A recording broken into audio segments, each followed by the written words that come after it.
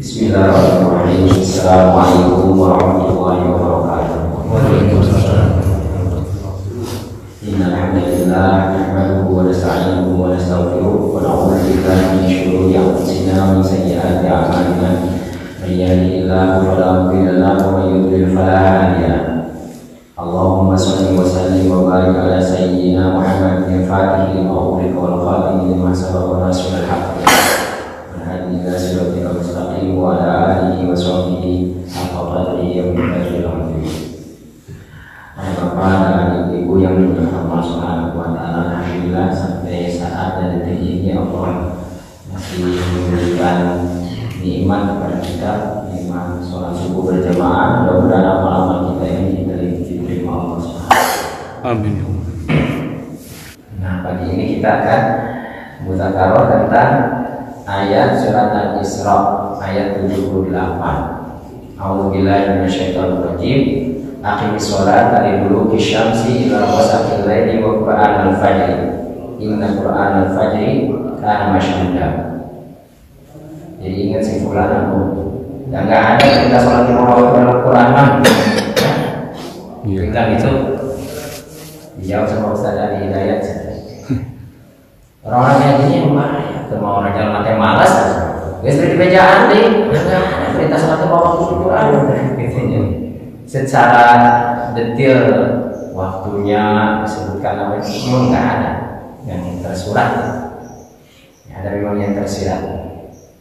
Nah, salah satu jawabannya di sini, artinya gini, aqimis sholata dan dirikanlah sholat liduluki syamsi sesudah matahari tergelincir. Jadi awal waktu sholat zuhur ketika matahari sudah tergelincir. Jadi idealnya tetap waktu sholat itu tidak diwajib sama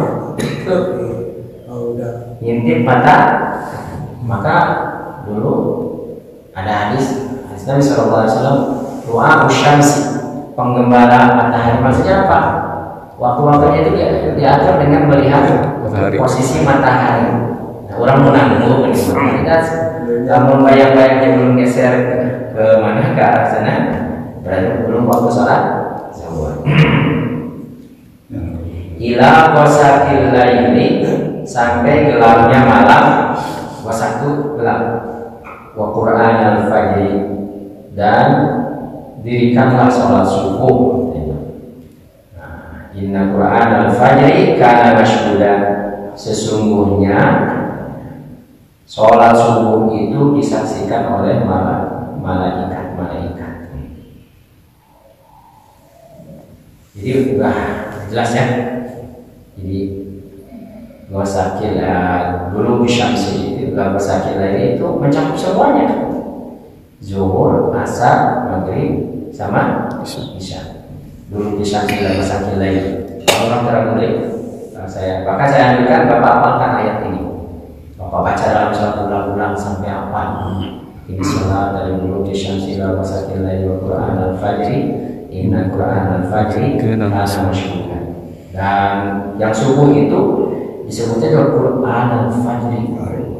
Usahakan bacaan sholat dalam subuh lebih panjang. Inna qur'anal fajri, sebetulnya bacaan fajar itu karena masyhuda, disaksikan oleh para malaikat.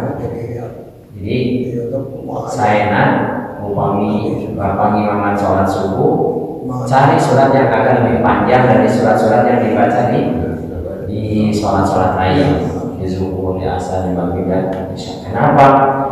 Inna qur'anal fajri kana masyhuda, sesungguhnya bacaan subuh itu disaksikan oleh para malaikat yang bertugas pada malam hari dan malaikat yang bertugas pada siang hari, karena ada shift.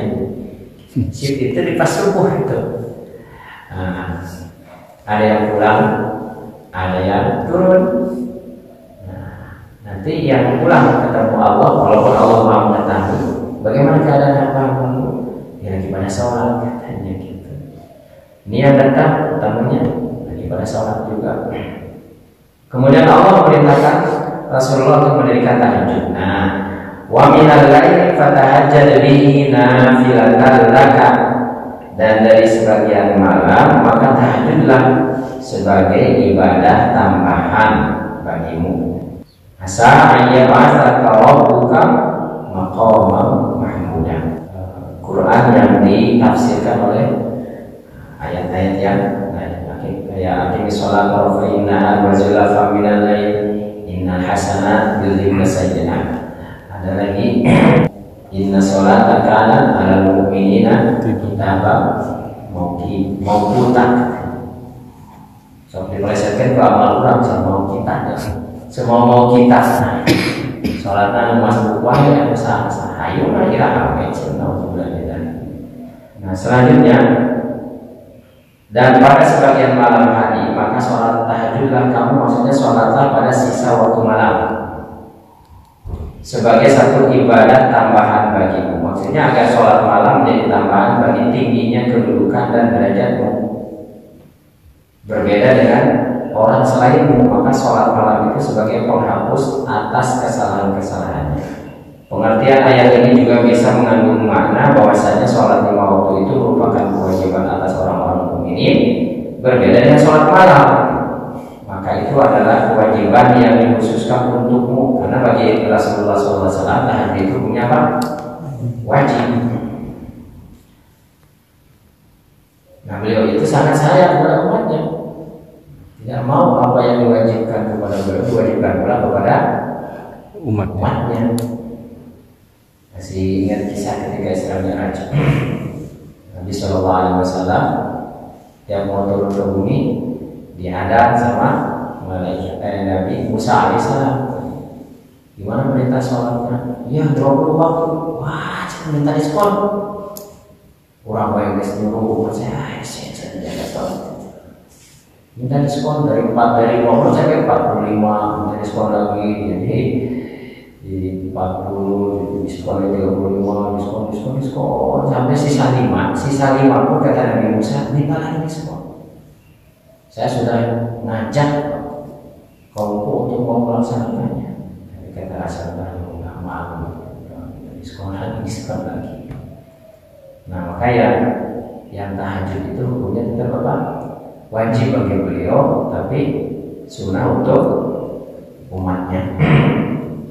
Termasuk kisah tarawih awalnya Nabi Shallallahu Alaihi Wasallam melakukan di masjid, tapi lihat apa yang dilakukan Nabi tiru sama para sahabat Nabi. Akhirnya beliau hanya 3 hari tarawih di masjid, beliau pulang ke rumah melaksanakan di rumah. Dan ditanya kenapa? Aku khawatir tarawih ini diwajibkan untuk umat. Beliau sayang begitu. Atau lagi bentuk sayang beliau itu ketika Nabi Shallallahu Alaihi Wasallam sujud, ada anak nangis di belakang, maka pasti ibunya gelisah, jadi disalahkan kalau mau ke masjid, nggak ganggu kehusuan sholat. Maka Nabi menyegerakan sujudnya dengan berlama. Pokoknya Nabi ingin meringankan umatnya. Tapi lupa itu diberi keringanan kalau hampir sama sekali, masya Allah. Dia menjadikan tugasmu lebih banyak daripada orang lain supaya pahalamu menjadi banyak, dan dengan itu kamu bisa mencapai maqamam mahmuda. Maqamam mahmuda itu kedudukan terpuji di sisi Allah, karena nabi-nabi berlomba-lomba ingin dapat kedudukan terpuji di sisi Allah Subhanahu wa Ta'ala. Seperti yang kita baca setelah dengar suara adzan, Allahumma rabbana bid'awatin tamah sholatul qa'imah ati Muhammadan wasilah wa fadilah wa ba'athu maqamam mahmudan. Maqamam mahmudan alladzi wa'ata innaka la tukhlifu al-mi'ad. Kedudukan yang dipuji-puji oleh orang-orang terdahulu dan yang akan datang. Kedudukan bisa memberi syafaat tertinggi tatkala seluruh makhluk meminta syafaat kepada Nabi Adam. Jadi kisah minta syafaat seluruh manusia dari zaman Nabi Adam mengabdi ke Nabi Adam itu ada dalam Sahih Bukhari. Jadi kita nggak boleh pakai akal. Kalau diakal-akal nggak akan masuk akal. Mengabdi itu lagi datang ke Nabi Musa, datang ke Nabi Ibrahim, datang ke Nabi Isa alaihissalam. Nabi-nabi semua bilang datang. Hanya dari Isa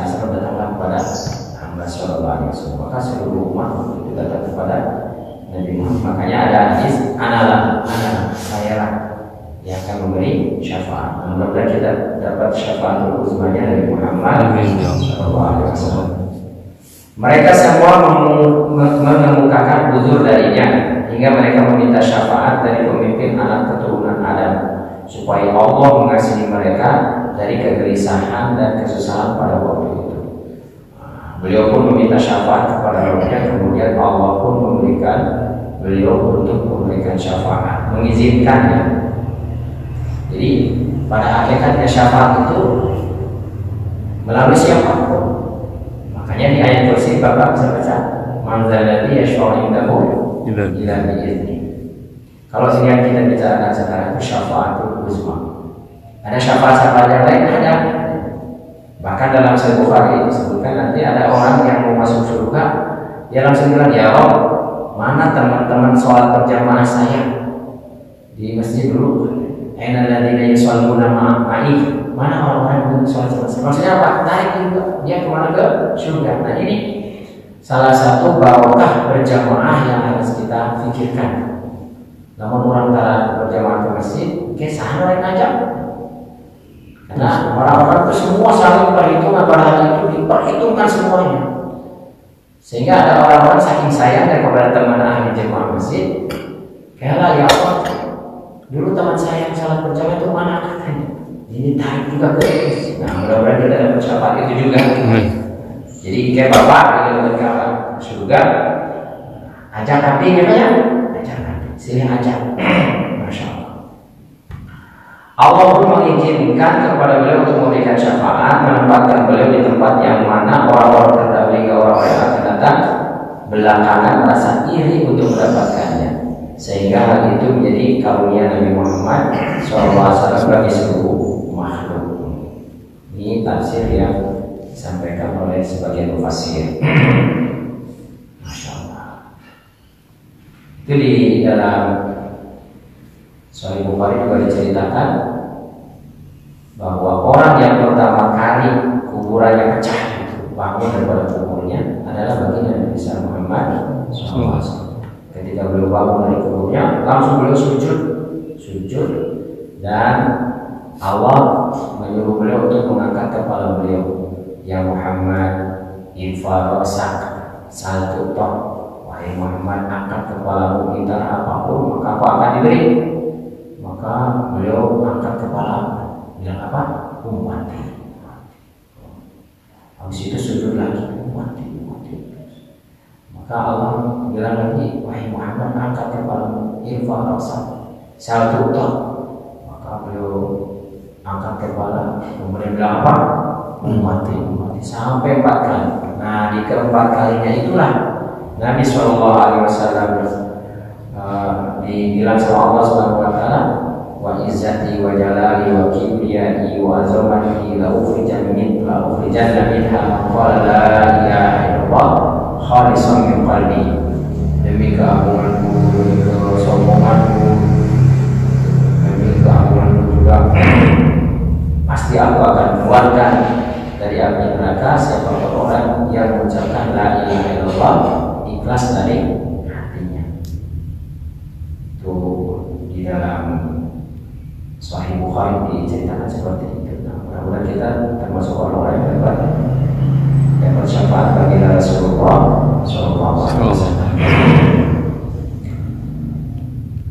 Kalau orang-orang yang baru mengucapkan la ilaha illallah jangan kita sepelekan, karena asbab daripada kalimat yang diucapkan itu dia berhak mendapatkan syafaat bagi Rasul Sallallahu Alaihi Wasallam. Kemarin saya dari Riyadhus Shalihin mendapatkan hadis satu orang yang datang kepada Rasul Sallallahu Alaihi Wasallam. Saya langsung berperang atau saya Islam dulu? Waktu itu Nabi mau pergi perang, Islam dulu, belum pakai. Maka langsung ikut berperang, kemudian langsung mati syahid. Amal qalilun wa ujra katsir. Amalnya sedikit langsung diberi pahala banyak. Ini nggak pernah ruku, nggak pernah sujud, nggak pernah berkah pada masuk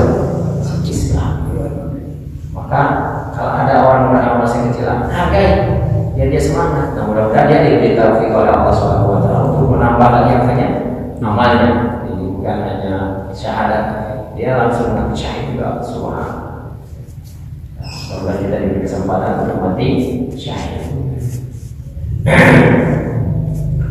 Nah, ayat selanjutnya wa minal laili fatahajjat bihi nafilatan lak asa ayyab'atsaka rabbuka maqaman mahmudan. Itu dunia akhirat, kelebihan kebaikan daripada tahajud itu tidak terhingga. Nanti ada orang-orang di hari kiamat nanti yang dipersilakan masuk surga tanpa hisab. Salah satunya adalah ainal ladzina tatajafa junubuhum 'anil madajih. Mana orang-orang yang lambungnya jauh dari tempat tidur, silakan masuk surga tanpa hisab. Allah, memang besar itu ya banyak pengorbanannya kayak, karena waktu tahajud itu berat bangun, susah bangunnya, itu dunia akhirat. Kemudian ada hadis dari Sallallahu Alaihi Wasallam, hal min sa'ilin yanzilu rabbuna ila sama'i dunya, Rabb kita akan turun ke langit dunia, kemudian mengumumkan, adakah yang minta? La'utiyanna, pasti aku akan memberi apa yang dia minta. Amin sa'ilin, maka minta, urusan dunia, urusan akhirat, minta saja. Untuk tahajud itu saat-saat dijawabnya doa-doa kita. Nah, tanya saya hanya bahasa kalau bukan ngomong mudah. Terus doa apa yang bagus kita panjatkan ketika tahajud? Kan ada ayat selanjutnya setelah itu. Maka menurut tadi, wa qur rabbi adkhilni mudkhala sidqi wa akhrijni mukhraja sidqi waj'alni min ladunka sultanan nasira.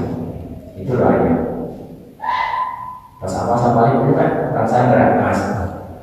Wa qur rabbi adkhilni mudkhala sidqi wa akhrijni mukhraja sidqi waj'alni min ladunka sultanan nasira. Dan katakanlah wahai Muhammad, ya Tuhanku, masukkanlah aku ke tempat masuk yang benar dan keluarkan aku ke tempat keluar yang benar, dan berikanlah kepadaku dari sisimu kekuasaan yang dapat menolongku. Jadi minta kekuasaan yang dapat menolongku. Jadi boleh kita minta kekuasaan menolong kita dunia dan akhirat.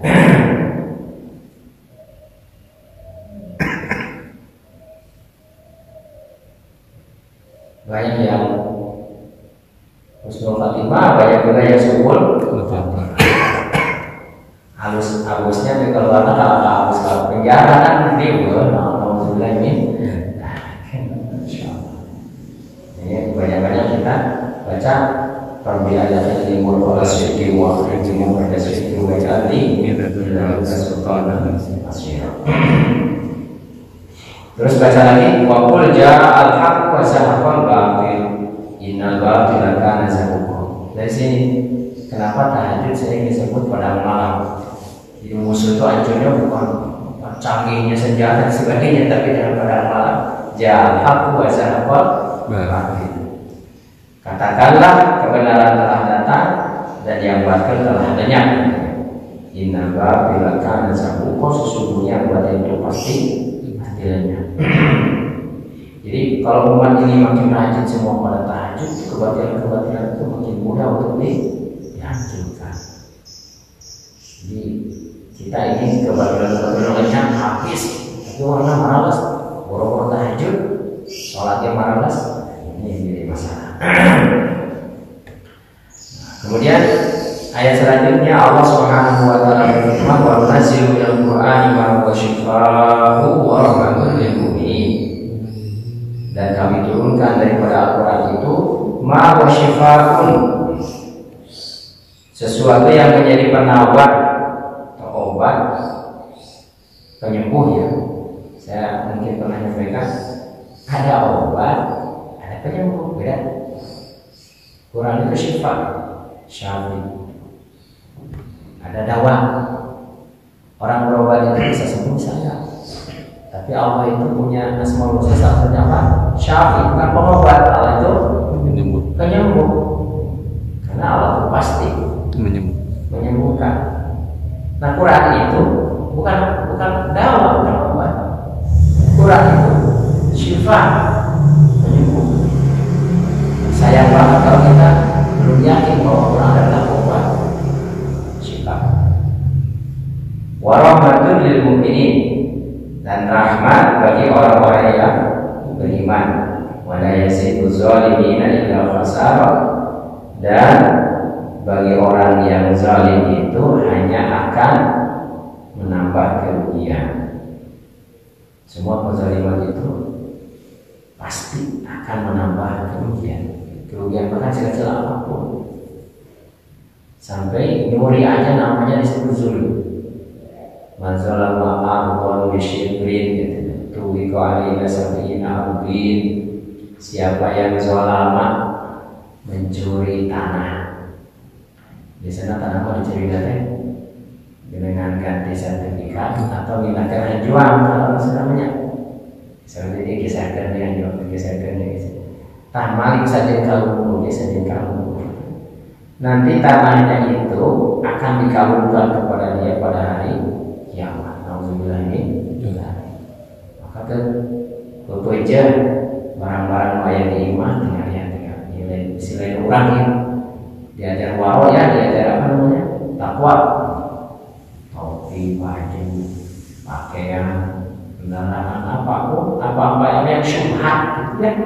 Syubhat itu yang remang-remang, apa-apa. Menikah itu memakai weekend kalau berguna. Dan mayuri bukan, lama layuri bukan. Tinggalkan yang meragukan, ambil yang tidak meragukan. Bahkan yang masa depan ada soal orang-orang kafir lebih rugi lagi. Oh, ayatnya jelas. Wal 'asri innal insana lafi khusr. Al-insan di situ orang-orang yang belum beriman. Illa alladziina aamanu wa 'amilus shalihaat. Dari mana kita bisa dibuat? Illa alladziina aamanu. Orang-orang kafir itu yang belum beriman itu tiap waktunya rugi, Pak.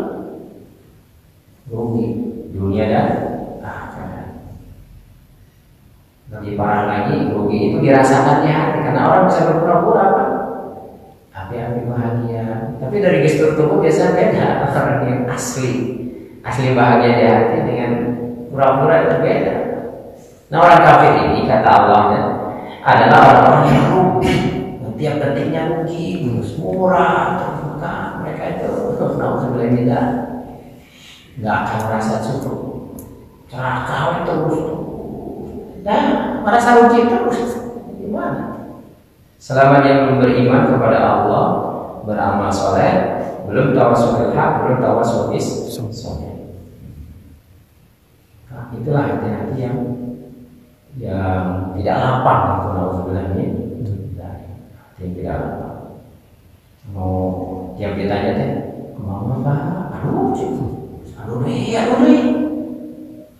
berarti hatinya nggak pernah merasa cukup, nauzubillah min. Atau dia sibuk mencari kenikmatan yang nikmat ada saja belum dia syukuri. Ini nggak waktu terus. Nah, orang kayak gini kapan bersyukurnya? Nah, karena dia merasa rugi terus. Karena dia sering kufur kepada nikmat Allah Subhanahu wa taala. Di bawah kita melihat ke bawah dalam urusan dunia ini. Jangan lihat ke atas, lihat ke atas terus bawah aman nikmat. Allahu Akbar. Nah, kemudian Allah terangkan sifat orang-orang yang orang zalim, orang-orang kafir. Orang kafir itu wa idza an'amna 'alal insani a'rada wa na'a bi janibi. Dan apabila kami berikan kesenangan kepada manusia, niscaya dia berpaling. Jadi bukan seluruh manusia. Kalau diberi kenikmatan, niscaya dia berpaling. Wa na'a bi janibi, dan menjauhkan diri dengan sombong. Wa idza masahu syarru, dan apabila dia ditimpa kesusahan, karena yang berusaha, terus dia berputus asa. Jelek kamu diberi senang jelek, apalagi diberi kesusahan, dia berputus asa. Alhamdulillah, itu sifat-sifat buruk. Nah, obatnya para ulama katakan itu jaga sholat lima waktu tadi, tambah dengan tahajud, maka maka sifat-sifat jelek yang diterangkan sesudahnya itu apa akan hilang. Pertama banyak-banyak doa tadi. Rabbi adkhilni mudkhala sidqin wa akhrijni mukhraja sidqin waj'alni min ladunka sultanan nasira. Terus baca lagi qul ja'al haqq wa zahaqal batil innal batila kana zahuqa. Kebenaran, kebaikan itu para ulama sering sampaikan. Kebaikan, kebenaran, al-haq itu ibarat cahaya.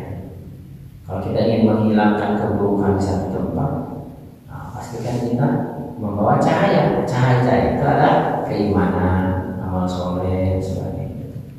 Jadi kalau ada kegelapan kita teriak-teriak, wah, iya mau lagi langit,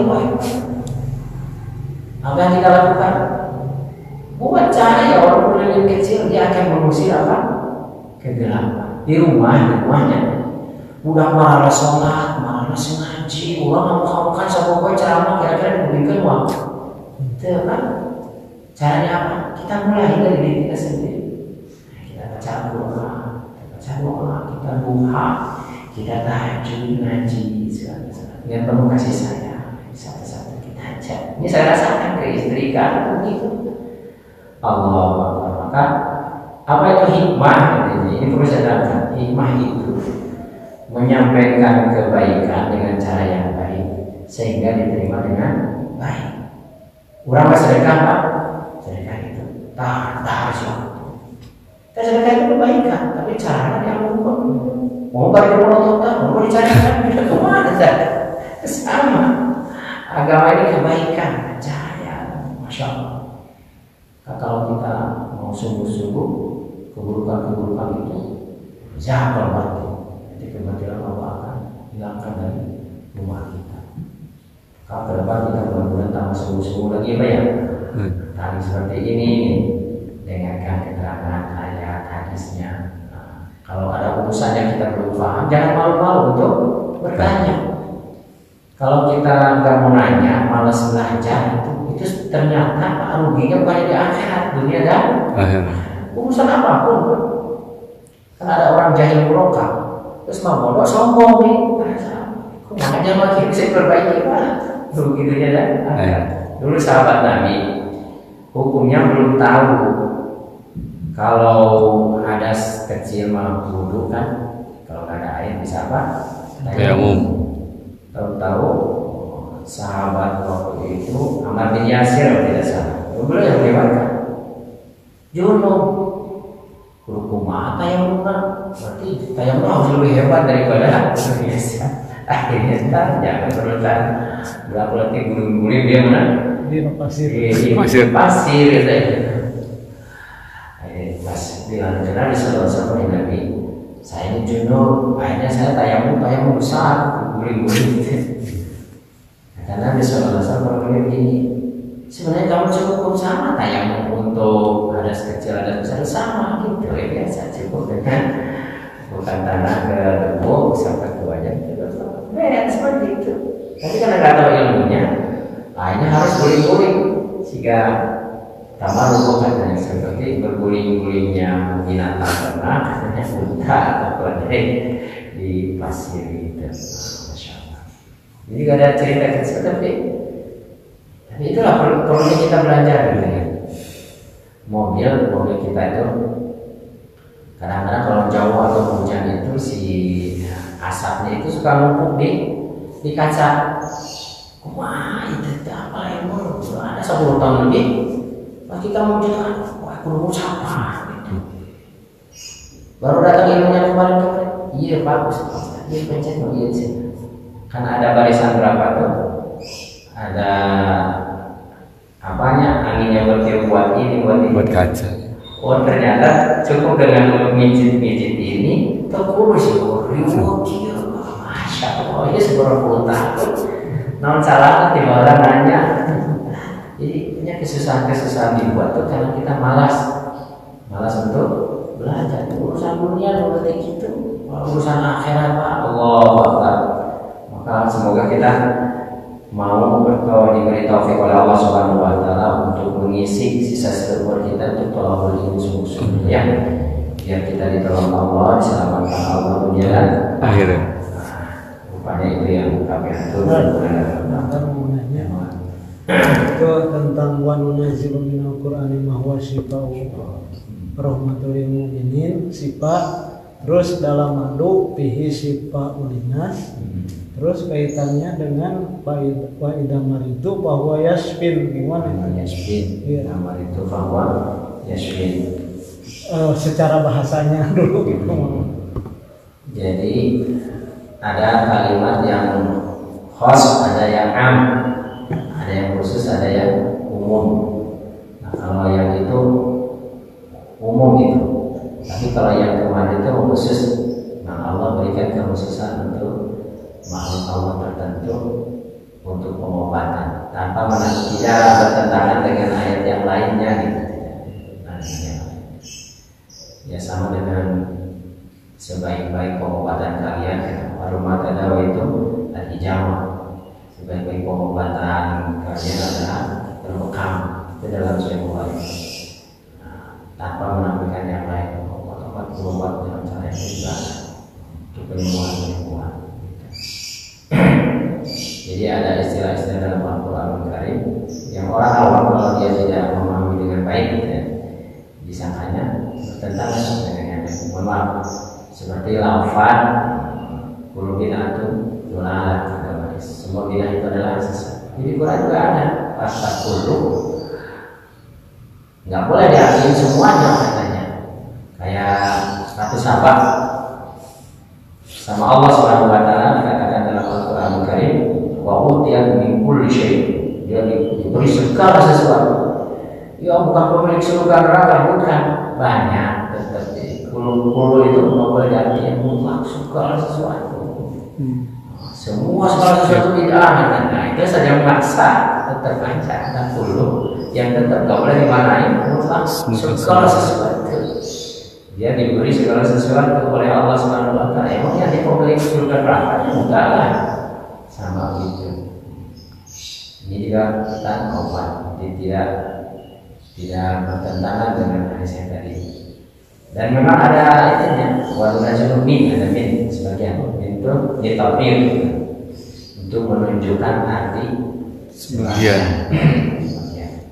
Sebagian itu ada obat yang berasal dari apa namanya, lebah ya, syifa, ini syifaun linnas. Kedua ini berkaitan dengan tahajud. Ya. Kalau dalam hadis lain kan Nabi tidak terlalu banyak, tapi dalam sejarah Ali Zainal Abidin itu sampai dikatakan ya, 1000 rakaat, gimana itu? Iya, jadi memang Imam Ibnu Taimiyah rahimahullah yang sering jadi rujukan teman-teman kita yang salaf itu, beliau sendiri beliau katakan di ada fatwa kubur sebut 18 jilid kurang lebih itu. Nah, salah satu fatwa tentang jumlah rakaat witirnya aja sampai sekarang tuh nggak ada yang bisa membatasinya gitu, saking banyaknya. Makanya ada hadis, kalau seandainya kamu ingin lihat Nabi nggak pernah tidur sebanyak, kamu akan menemukannya. Kalau kamu ingin lihat Nabi kurang tidur tidur juga lama, itu ada juga riwayatnya, begitu. Karena Nabi itu manusia sempurna ya. Kita seluruh umat ini nggak mungkin mampu untuk mengetahui seperti apa gitu, karena nggak ada orang seumur hidupnya terus bersama Nabi, nggak ada. Istri-istrinya saja ya, Siti Aisyah dia bisa meriwayatkan ketika dengan saya begini, gitu. Istri yang lain ketika dengan saya begini. Ada yang ketika sahabat berhari-hari, malam hari seperti apa ya, sahabat itu saja yang bisa meriwayatkan keadaannya seperti itu. Gitu. Jadi nggak ada batasan jumlah rakaat, hakikatnya cuma jumlah. Bahkan witir pun kan itu tuh ganjil. Di riwayatnya itu ada yang 1, ada yang 3, ada yang 5, ada yang 7, bahkan ada yang 11 witirnya saja. Kita itu disebutkan. Tidak disebutkan 11 rakaat disatukan. Makanya orang ulama-ulama yang warok, wah bagaimana kita mau menyalahkan orang yang hafal satu juta hadis seperti Imam Ahmad sehari sholat sunnahnya aja 300 rakaat. Karena mereka sangat paham, mereka kuasai banyak hadis. Hafal 1 juta hadis berapa badannya gitu. Di si bapak kayak Iji malam orang tidak nampak maka disebutnya juga sholat mutlak. Kayak sholat. Bahkan sangat dianjurkan untuk latihan kehusuan, silakan aja. Ketika kita bapak sendiri, nikmati aja ulang. Bukan sampai mati, sampai benar. Ada target yang salah, Pak. Orang yang lebih kaya sampai mati. Bukan sampai mati, sampai benar. Karena kita beramal itu sampai diterima Allah, gitu. Benar kan? Jangan asal loba dia betul diterima. Rugi. Nah tadi saya kurang usul, saya akan ulangi lagi saya usul. Itu bagus, itu malah sangat dianjurkan. Makanya pernah ada orang di dekat Nabi sholat kurang tumanina. Ulangi. Dari kum fasolli fa innaka lam tasalli balikan. Dan kita sadari ya kita jauh dari khusyuk. Tinggal mana diterima Allah. Dan kalau memang seperti itu bahwa tahajud itu adalah sangat berguna dan sangat penting, kan kita seperti kalau menurut contoh Nabi memang karena manusia biasa ya. Betul. Maklum aja kadang-kadang kan untuk subuh aja dan seperti siang. Nah, kita pengen melakukan tahajud siang, boleh nggak kita melakukan tapi sebelum subuh? Boleh tidak? Sesudah subuh aja di pondok boleh Pak, dari Muslim. Jadi pernah beliau malam sampai lelah itu, maka di siang harinya itu beliau kodok 12 rakaat kalau tidak salah. Ada saya masih agak ingat itu. Tidak ada riwayat. Sunnah aja bagi pecintanya, bagi orang yang tidak sangat terbiasa tahajud di malam hari karena lelah sampai tidur dulu. Siangnya belum pokok. Jadi orang yang sudah istiqomah dengan hizib, wirid misalnya baca Yasin malam atau ayat-ayat tertentu, zikir-zikir tertentu malam menjadi kecapean, silakan kalau di siang hari. Yang paling sudah dilakukan. Ada apa yang boleh? Jadi segitu mudah-mudahan ada manfaatnya dan lebih penting lagi mudah-mudahan kita mampu melaksanakan. Dengan kifat majelis, subhanallah wa bihamdihi, subhanallah wa bihamdika, asyhadu an la ilaha illa